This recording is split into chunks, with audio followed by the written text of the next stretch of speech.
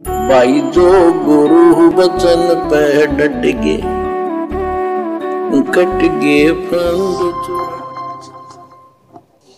सतगुरुदेव की जय। बंदी छोड़ कबीर साहिब जी की जय। बंदी छोड़ गरीबदास जी महाराज जी की जय। स्वामी राम देवानंद जी गुरु महाराज जी की जय हो। बंदी छोड़ सतगुरु रामपाल जी सर्व भगवान संतों की जय की हो। जय। सर्व भक्तों की जय। धर्मी पुरुषों की जय। श्री काशी धाम की जय। श्री सुडानी धाम की जय। श्री क्रोथा धाम की जय। श्री बरवाड़ा धाम की जय। भाई और बहनों, हर बार आपको सूचित करना पड़ेगा, बताना पड़ेगा, हम भगत भाई बहनों ने केवल एकमात्र जयकारा अपने पूज्य गुरुदेव भगवान का ही लगाना है।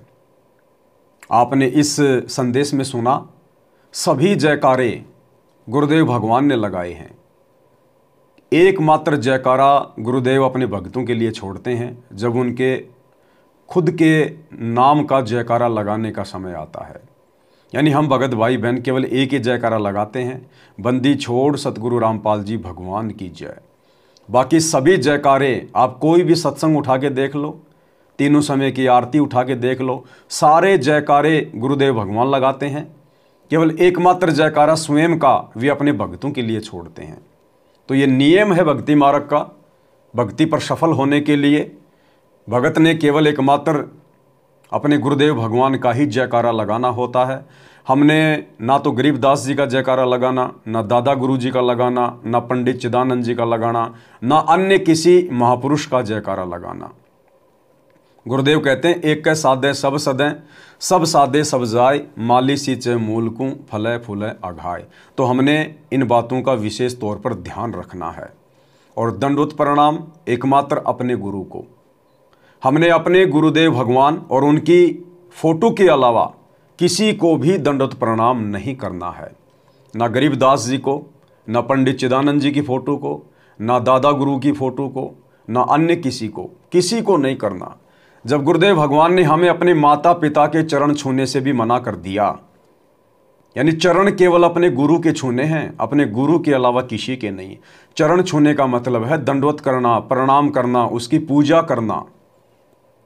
तो हमने अपने घर पर और दरबार में जहाँ पर हम दंडवत करते हैं, वहाँ सामने भी हमने केवल अपने गुरु का ही फोटो रखना है। हमने अपने दरबार साहिब में अपने गुरु के अलावा किसी और का फोटो नहीं रखना।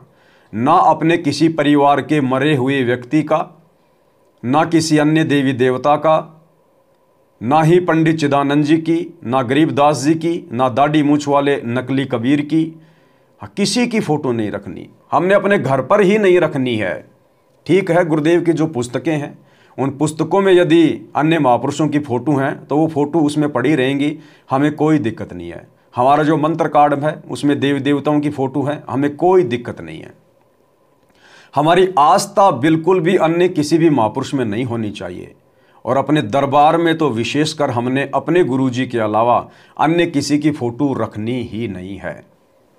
क्योंकि एक सत्संग में गुरुदेव भगवान ने हमें बिल्कुल स्पष्ट करके बताया हुआ है कि जो पतिव्रता स्त्री होती है, पतिव्रता, वो अपने बटुए में, वो अपने परस में एकमात्र अपने पति का ही फोटो रखती है, केवल अपने पति का ही फोटो।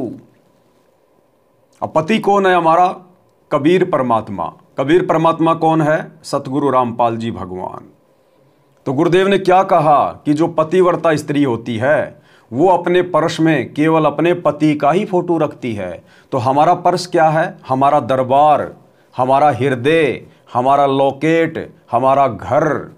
हमने केवल अपने गुरु की फोटो रखनी है, क्योंकि हमारा गुरु ही हमारा परमात्मा है। तो पूज्य गुरुदेव जी हमें क्या कह रहे हैं सत्संग में, सुनिएगा।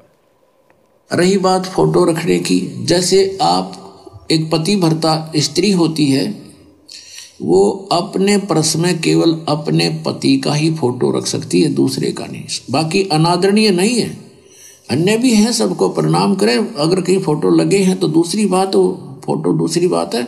लेकिन जहाँ पूजा स्थल हो वहाँ पर आप अपने मालिक के अतिरिक्त अगर किसी का फोटो रखते हो तो आपके हृदय में पतिव्रता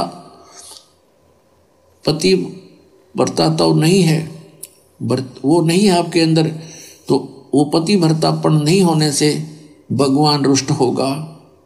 तो इसलिए हमने अपने पूजा स्थल पर केवल अपने ही उस पति का यानी कबीर जी का, परमेश्वर का, मालिक का फोटो ही रखना है।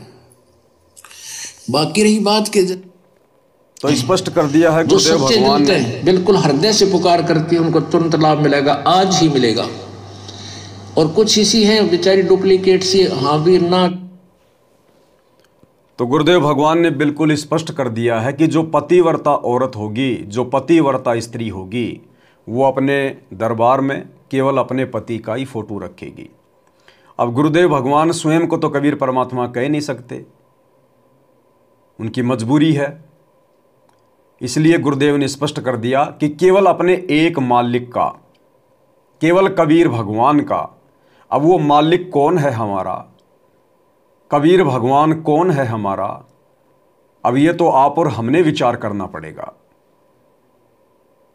हमें जिसने ज्ञान दिया, हमें जिसने उपदेश दिया, जिसने हमें सत्संग सुनाए, जिसने हमारे 100 कार्य सफल किए, जो हमारे हर प्रकार के कष्टों को, दुखों को हर रहा है, जो हमारी प्रार्थना सुन रहा है, जिसकी हम भक्ति कर रहे हैं, वही तो है हमारा एकमात्र मालिक, हमारा कबीर भगवान, सतगुरु रामपाल जी, यही है एकमात्र कबीर परमात्मा।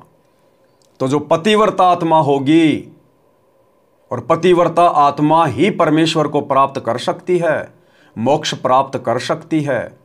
इसलिए हमने यदि इसी जन्म में, कलयुग की बिचली पीढ़ी में सतगुरुदेव भगवान के रहते सहते पूर्ण मोक्ष प्राप्त करना है, तो हमने अपने घर पर, अपने दरबार में, अपने लॉकेट में केवल अपने गुरुदेव का ही फोटो रखना है।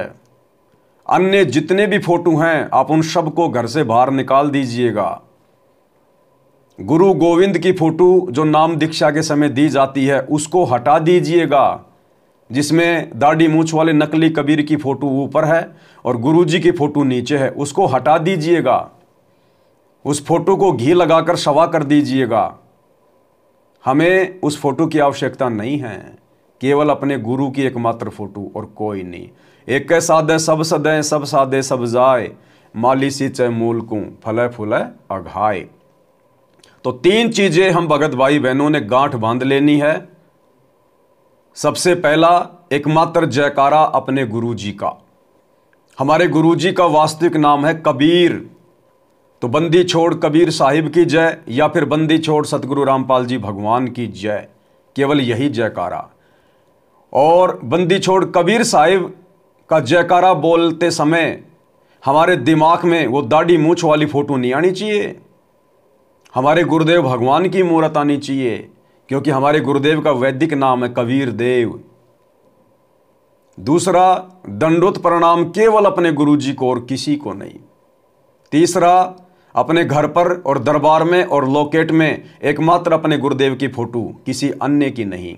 अन्यथा आप जी पतिव्रता पद पर नहीं माने जाएंगे और आप कभी भी अपने गुरुदेव के हृदय में या उनके चरणों में जगह नहीं बना पाएंगे। भाई जो गुरु बचन पे डट गे, कट गे फंद 84 के, कट गे फंद 84 के, कट गे फंद 84 के।